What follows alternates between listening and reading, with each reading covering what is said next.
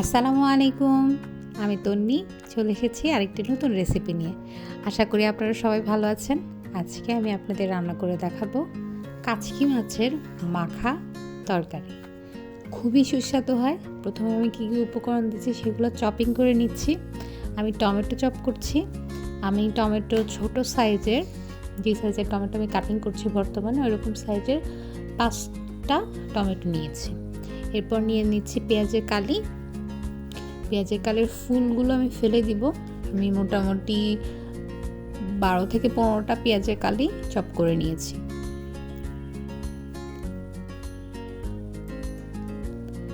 এরপর স্বাদ মতো কাঁচামরিচ চপ করে নিব। আপনারা চাইলে মাঝখান থেকে ফালি করেও দিতে পারেন, আবার এরকম আমার মতো ছোট ছোট করে কিউব করে নিতে পারেন। আমি কাচকি মাছগুলো ধুয়ে নিব এখন। আমি মাছগুলো বাজার থেকে আগে থেকেই কেটে বেছে নিয়ে এসেছি। এখন খুব ভালোভাবে পরিষ্কার করে নিব, তাই জন্য আগে লবণ দিয়ে ভালোভাবে পরিষ্কার করেছি। তারপর এখন পানি দিয়ে ভালোভাবে পরিষ্কার করে নিব। এবার আমার চপিং করা যে ভেজিটেবলগুলো ছিল সেগুলোর মধ্যে আমি মশলা দিয়ে দিব।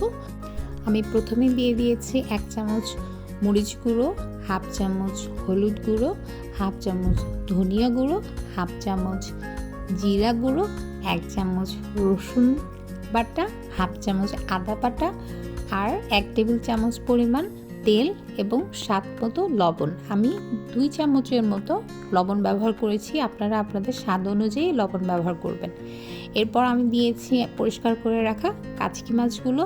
এবার খুব ভালোভাবে মথে নিব, মাখিয়ে নিব, ঠিক আমি যেভাবে মাখাচ্ছি সেভাবে। এই মাখানোর পর্যায়ে আপনাদের নাকে খুব সুন্দর একটা সুবাস আসবে। বিশ্বাস করবেন না, ওই মুহূর্তেই কাঁচা খেয়ে ফেলতে মনে যাবে।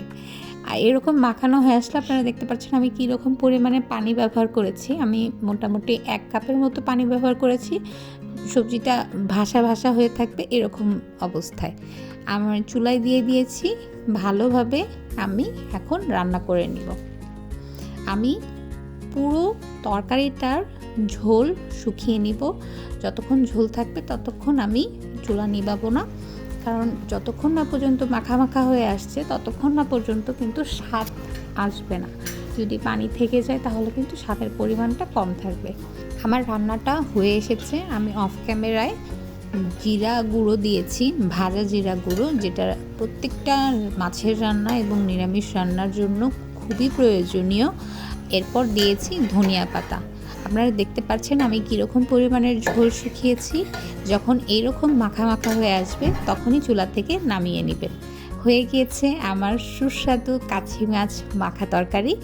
আপনাদের এতক্ষণ ধরে আমার ভিডিওটি দেখার জন্য ধন্যবাদ। আশা করি পাশে থাকবেন।